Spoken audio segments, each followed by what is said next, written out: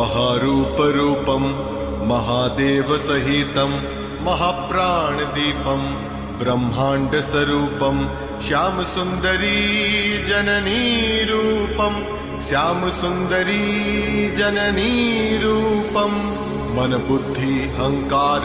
निराकार रूपं रूपहीन गुणहीन श्यामसुन्दरी जननी रूपं श्यामसुन्दरी जननी रूपं सर्वदुःखनाशिनीं सन्तानशोकहारिणीं दुर्जनो भयङ्करीं भक्तजनरक्षिणीं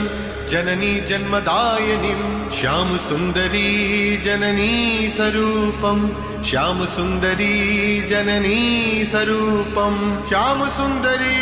जननी स्वरूपं श्यामसुन्दरी जननी